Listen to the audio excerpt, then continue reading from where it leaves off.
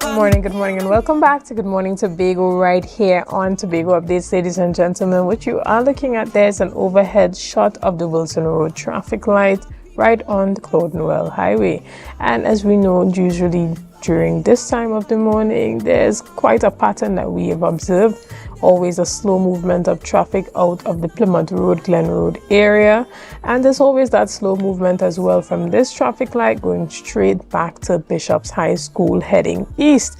But nevertheless, there is movement. So if you are on your way, you will definitely get there this morning. Again, you can see that there's that slow movement from the Bishop's area, from that Bishop's walkover, usually where you see that pile up happening. Quite a pattern that we've noticed right there every morning. And you know, we've heard from the Chief Secretary that there are plans to have a flyover from Sanctus Hill going all the way over the highway. Interesting to see how that might impact this pattern of a pile up that happens here usually on a morning.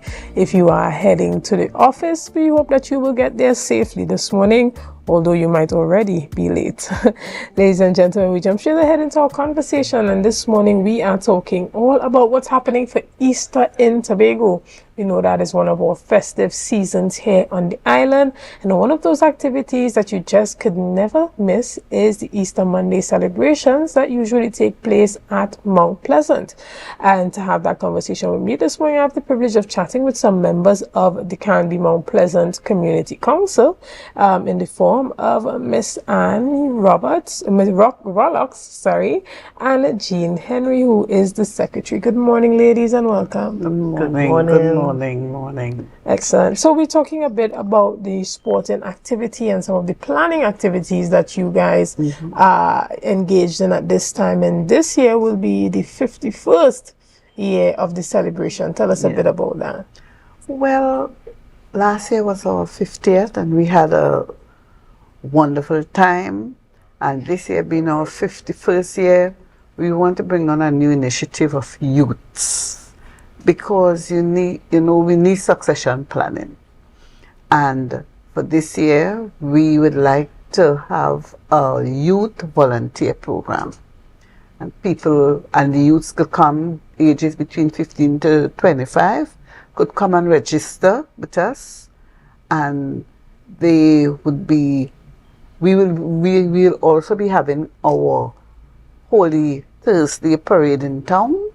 That is on the 2nd of April. And then we will also be having a walkabout in the area to kind of bring the youths together. We are hoping that the youths will come out and register. And we're also looking at having a youth arm of the council, because, we have to groom them into what community life is about. For today, you are not getting much people doing volunteerism work, right? So that is one of our missions this year, as we start early, and so that they'll have the feel of the sports and to know what work and the amount of work that go into planning the sports on a Easter Monday. Okay, and as a part of the volunteer project, can you tell us how many young persons you are targeting for the event? How soon will they come together to start planning? And is it that out of this group of young persons, you will then have start forming the youth arm of the council? Yes. Out of this group, we are hoping that the youth arm will be formed, and that in the future, these are the people from the area that will be able to move on with the council. And also, when they get this kind of experience, they will also be having a certificate to showcase that they are involved, right? That could put on their resume. Right? So people could see, and when they send out for jobs and so on, you could see that you are a member of a area that is really into community work. Understood. And Ms. Rollocks, tell us a bit about developing the sport over time? Because we have heard from a number of persons saying, the barrier to entry has become a bit too high, the financial burden on parents, for instance. You hear parents say, maybe if I had one child, it would be easy. But now that I have 3 children, it's me having to pay to get into the sports for myself and 3 kids, and then you get in there and then you still have to pay for activities for them to partake in, and then the kids want food. So a number of persons have kind of stop coming to the sports or reduce their involvement over time because the price to entry has gotten higher over time, which matches the cost of living that has risen over time as well. But what can be put in place to develop the festival in such a way that it remains accessible to all? Well, what we have on the card, normally is the admission is $30 for children. Under 5 is, of course, it's free. So if you come with your family and you have children under 5 years, of course that would be free. But for now, the cost of living and even the cost of everything over the years has escalated. And, it has become even a burden on the organization itself, because over the years there are some sponsors who are custom sponsoring, and we're not getting the amount of money that they used to give us.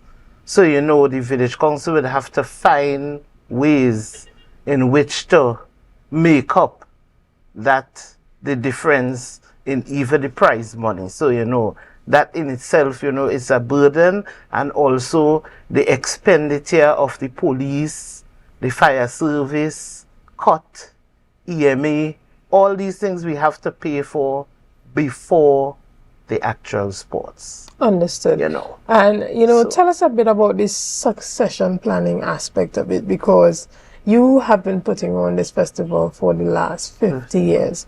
But have you considered putting together a manual or a document that documents the process of actually putting on the activities for the next generation to come?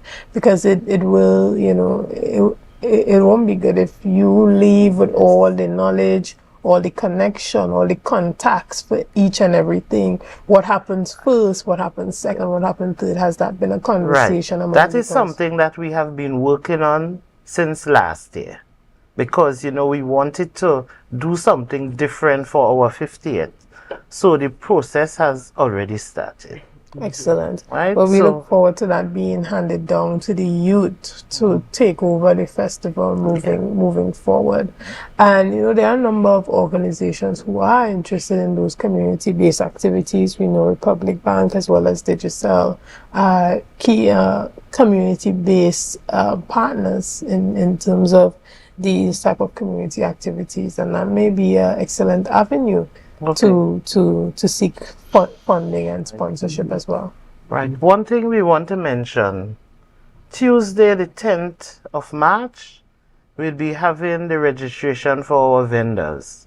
All the people who are interested in vending at the sports on Easter Monday, 5 p.m. we'll be at the community center taking the registration.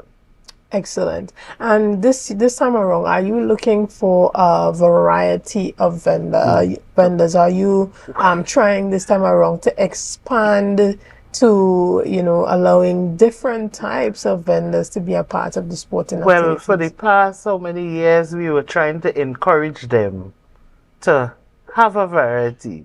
Yes, we have variety, but not what we were really looking for. Right. You find that we want to have more like local food. Right. People to come with food, but of course, everybody wants the fries, the hot dog, So we're really trying to encourage people to come with a variety.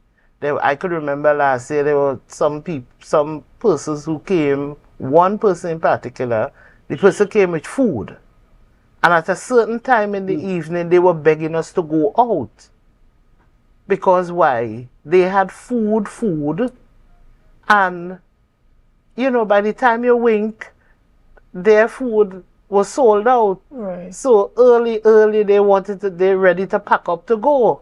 Right. But you know, there was some other people, you'll find a lot of people with the fries, the hot dog, the Right. cutters, and Right, because you know. traditionally sports, you know, it Yes. goes with that Yes. type of fast food. Yes. But let's look at even the perspective of having that type of market at the sports as well, because we know that the sport attracts international audience, persons that are in Tobago for Easter, and therefore presenting an avenue for a number of vendors that are outside of actual food to showcase some of their local Tobago products and stuff like that. So Yes, we will tell us about the market component. Yes, we welcome that. We have vendors there with handicraft, some with clothing, balloon craft, you know. So Yeah, that's we where have a variety. You have the face painting for face, the yes, kids, yes. all the things that attract children, but also knowing that it is adults that bring Yes, children, and it's yes. adults that are working, and it's adults that actually have the money. So then you see the local candle makers, soap makers coming out, and this is your opportunity to, you know, come and showcase your brand. And so on the 10th of March, there is that opportunity for you to sign up at the community center in Mount Pleasant. That's the 5 p.m. at 5 p.m. And come out and be a part, bring out your brand. And this is the ability for you to have that level of exposure that is needed and be able to reach a wider demographic. And so for you young persons that are within Tobago, within the district, this is your opportunity to come out and be a part of it. Instead of complaining that it's no longer something that you want to partake in, what do you think is needed to help enhance the festivities, to bring it up to date with what you deem to be enjoyable now? And if that is one of the sentiments that you possess, then you need to join the village council and be a part of the youth volunteers. And there's a number that persons can call if they wish to volunteer.